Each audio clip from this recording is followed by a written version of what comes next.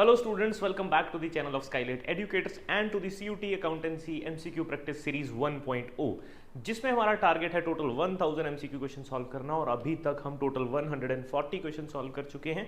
और अगर आप पहली बार इस वीडियो को देख रहे हैं तो इससे जो जितने भी प्रीवियस सेशंस हैं, प्लेलिस्ट का जो लिंक है वो डिस्क्रिप्शन में दिया गया है, आप प्रीवियस वीडियोस का भी एक्सेस उससे कर सकते हो और जितने क्वेश्चन मैंने सॉल्व किए आप उन क्वेश्चन को भी गो थ्रू कर सकते हैं। तो चलिए आज की इस वीडियो में हम लोग टॉपिक कवर करने वाले हैं admission of a partner.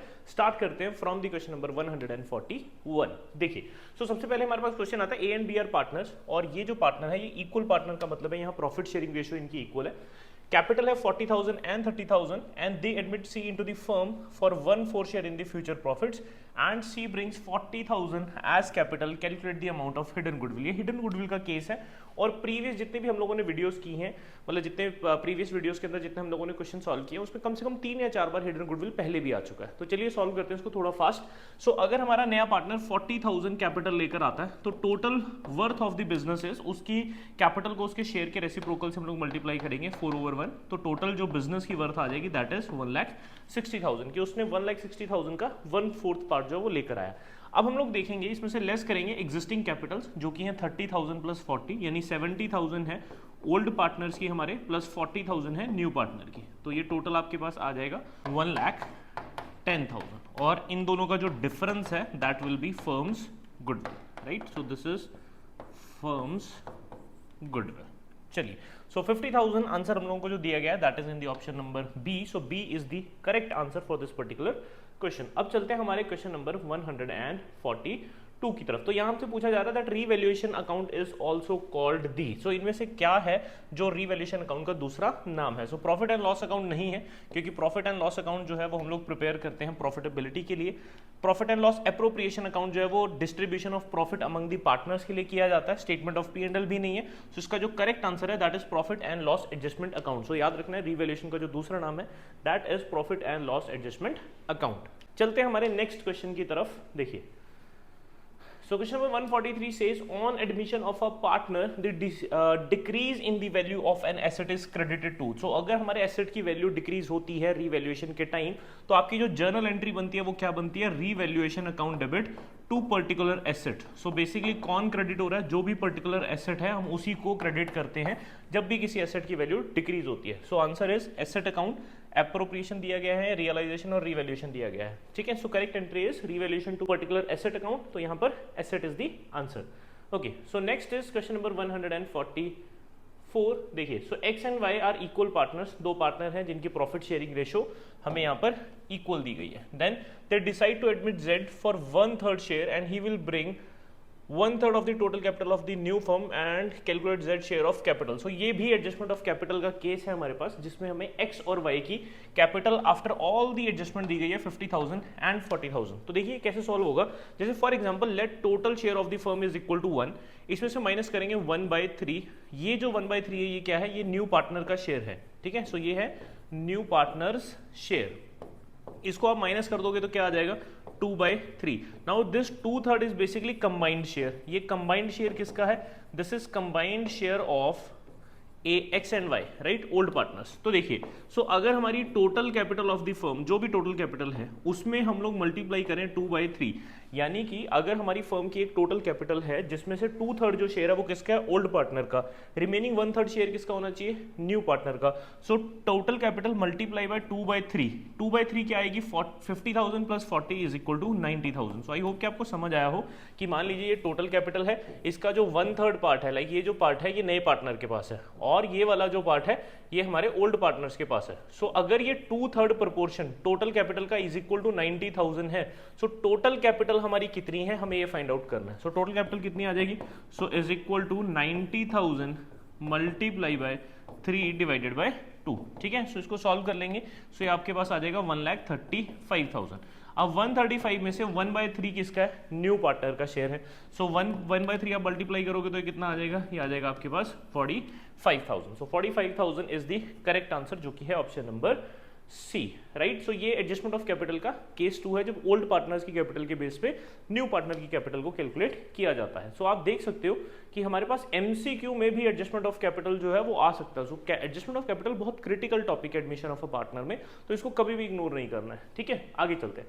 So A B partner है, 54,000 36,000 की कैपिटल है, सी को एडमिट किया गया 1/3 sharing the profit, he brought proportionate amount of capital. So अब यहाँ देखिए ये बिल्कुल सेम वही केस है जो जस्ट मैंने अभी आप लोगों के लिए सॉल्व किया, ठीक है। सो हमारे पास ए और बी की कैपिटल गिवन है, सी का शेयर गिवन है और उसकी कैपिटल आपको फाइंड आउट करनी है। तो क्या मैं ये जो क्वेश्चन है ये आप लोगों के लिए छोड़ सकता हूँ? तो आप लोगों ने करना क्या है, आप इसकी कैलकुलेशन कीजिए, आंसर फाइंड आउट कीजिए एंड कमेंट बॉक्स में अपना आंसर जो है वो ड्रॉप कीजिए। अगर बाय एनी चांस आपका आंसर गलत होगा तो वहीं पर मैं इसकी रिटन एक्सप्लेनेशन लाइक इसका जो सॉल्यूशन है वो मैं वहीं पे कमेंट बॉक्स में आपको ड्रॉप कर दूंगा। चलिए, सो ये है आप लोगों के लिए होमवर्क, मेरे मोटिवेशन के लिए कमेंट जरूर कीजिएगा। चलिए, so this is question number 146. so this is a case study, basically not a case study, ये एक केस हमें इस तरीके से दिया गया जिसमें काफी सारे ऑप्शंस हैं। चलो, okay, so Indu, Vijay and Pavan are partners sharing profits and losses in the ratio of 4:3:3। इन्होंने सुभाष नाम के एक पार्टनर को पार्टनरशिप फर्म में एडमिट किया है और न्यू प्रॉफिट शेयरिंग रेशियो जो है वो 3:3:2 हो गई है।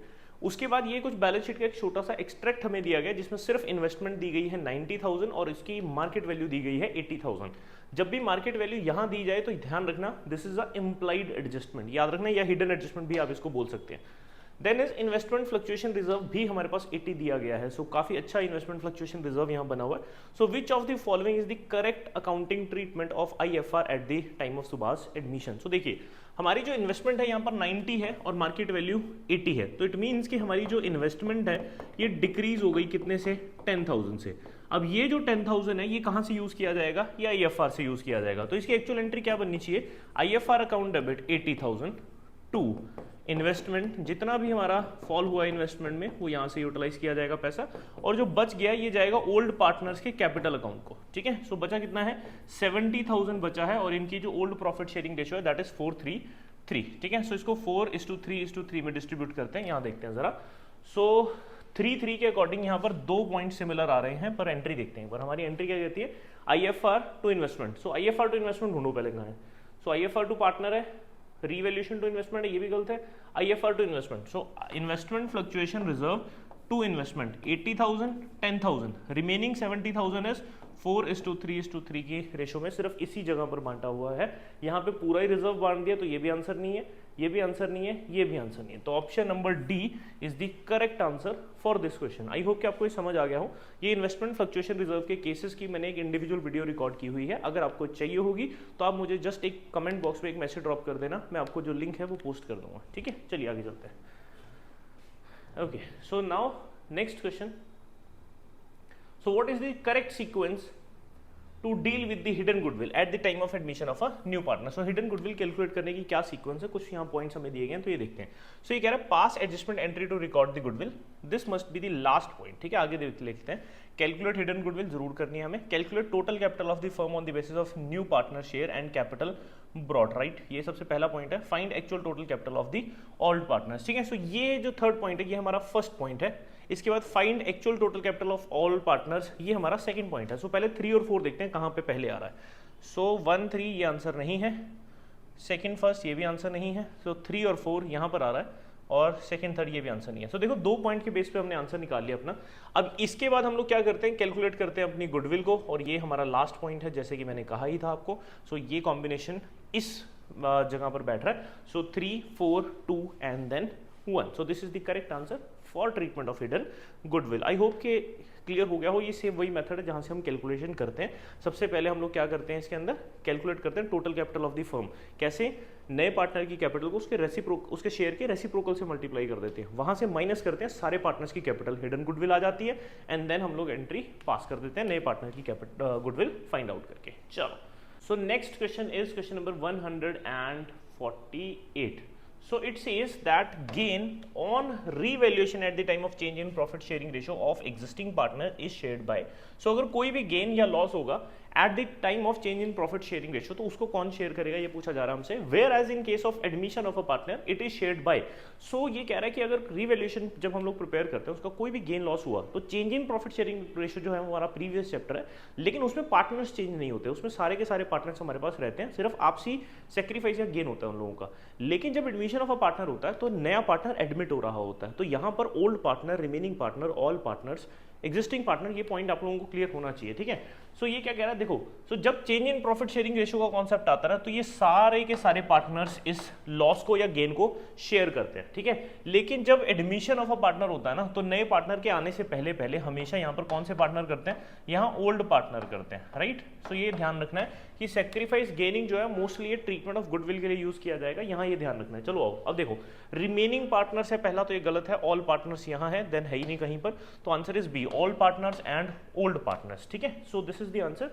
चलिए आगे चलते हैं क्वेश्चन नंबर 149 की तरफ। सो 149 शुरू करने से पहले पहले अगर आपको प्रीवियस वीडियोस की तरह इस वीडियो के भी जितने कॉन्सेप्ट है समझ आए हों तो मोटिवेशन के लिए कमेंट जरूर करना, चैनल को सब्सक्राइब कर लीजिए एंड ये वीडियोस अपने दोस्तों के साथ जरूर शेयर करना ताकि उनको भी CUT प्रिपरेशन के टाइम पर या बोर्ड प्रिपरेशन के टाइम पर उनको भी हेल्प मिल सके। शुरू करते हैं 49। देखिए, So Arun and Vijay are partners in a firm sharing profits and losses in the ratio 5:1। दो पार्टनर है, 5:1 की रेशियो है। मशीनरी हमें दी गई है यहाँ पे 40,000। If the value of machine reflected in the balance sheet is over valued bye 33 सो ये बेसिकली क्या है, ये दिस इज, ऐसे हम लोग इसको लिखते हैं 33 ठीक है। सो ये टाइपिंग में ऐसे आ रहा है। So find out the value of machinery in the new balance sheet. So ये कहना चाहता है कि अगर आपकी एग्जिस्टिंग बैलेंस शीट के अंदर ये जो मशीनरी है ये अपनी ओरिजिनल वैल्यू से 33% वैल्यू ज्यादा लिखी गई है, तो उसकी ओरिजिनल वैल्यू जो है वो बैलेंस शीट में कितनी होनी चाहिए, ये पूछ रहा है, ठीक है। सो देखो अब इसको सॉल्व कैसे करना है। सो 33 1/3 को सबसे पहले तो आप ऐसे लिख लीजिए 33.33 ऐसे, ठीक है। सो ये क्या है, ये बेसिकली 40,000 जो है, अगर मैं आपको x लेट करके दिखाऊं, सो अगर for example original value is x, तो ये क्या है, दिस इज 33 यानी कि 1/3 ऑफ x प्लस करने के बाद 40,000 है, ठीक है। आई होप के समझ आया हो। 33.33 को अगर आप सॉल्व करोगे तो ये 1/3 ही बनेगा, यानी कि 100 में से तीसरा हिस्सा आप ऐसे मान लीजिए 33.33। 100 को आप 3 से डिवाइड करते हैं तो ये आता है। सो 1/3 है। सो अगर original value is x, then उसमें 1/3 प्लस 1/3 ऑफ x ऐड होकर 40,000 आंसर आ रहा है। तो एक्चुअली में कितना होना चाहिए, तो इसको जब आप सॉल्व करेंगे, ठीक है, सो ये आपके पास आ जाएगा 4x/3 is equal to 40,000 and x is equal to आ जाएगा क्रॉस मल्टीप्लाई करके 3 × 4 डिवाइड, सो ये आ जाएगा आपके पास 30,000। सो जो ओरिजिनल वैल्यू रिफ्लेक्ट होनी चाहिए वो क्या होनी चाहिए, वो होनी चाहिए 30,000। सो दिस इज द आंसर। इसको करने का एक और दूसरा तरीका भी है, वो मैं आपको दिखा देता हूं। सो दूसरा तरीका क्या है, डायरेक्ट, कि अगर ओरिजिनल वैल्यू इज 100% तो उसमें कितना इंक्रीज है, उसमें 33.33% इंक्रीज है। थोड़ा सा डिफिकल्ट है। सो इसको आप क्या कीजिए, 40,000 को डायरेक्टली आप डिवाइड कीजिए 133.33 से और मल्टीप्लाई कर दीजिए 100 से, आपके पास आपका आंसर आ जाएगा। बेसिकली आप इसको कैलकुलेटर पे कर लीजिए, 40,000 को 133.33% कर दीजिए, आपके पास डायरेक्ट जो आंसर यहाँ पर आएगा दैट विल बी 30,000 ओनली। चलो आगे चलते हैं। So now last question of today's video. So revaluation account will be debited to record what. So इनमें से कौन सी ऐसी ट्रांजैक्शन है जिसकी वजह से हमारा रीवैल्यूएशन अकाउंट जो है वो डेबिट होने वाला है, ठीक है। So increase in the value of inventory, increase in the value of goodwill, goodwill तो आता ही नहीं है, और वैल्यू ऑफ इन्वेंट्री अगर इंक्रीज होगी तो रीवैल्यूएशन हमारा क्रेडिट होगा। And increase in the provision for discount on creditor, ये डेटर्स का बिल्कुल उल्टा है, तो ये भी हमारा रीवैल्यूएशन को क्रेडिट करेगा। Increase in the amount of creditor, so this is the answer. अगर हमारे क्रेडिटर्स की वैल्यू इंक्रीज होगी तो उस केस में एंट्री क्या बनेगी, revaluation account debit to creditors, ठीक है। सो हमें यहाँ पर नुकसान हुआ तो रीवैल्यूएशन यहाँ पर डेबिट हुआ। So answer is option number D. So this is D, this is C. So I hope कि ये जो 10 क्वेश्चंस मैंने आप लोगों के लिए सॉल्व किए हैं, इन्होंने आपकी नॉलेज में कुछ ना कुछ वैल्यू एडिशन तो जरूर किया ही होगा। सो अब हम लोग मिलेंगे अगले 10 क्वेश्चंस के साथ नेक्स्ट टॉपिक में, नेक्स्ट वीडियो में।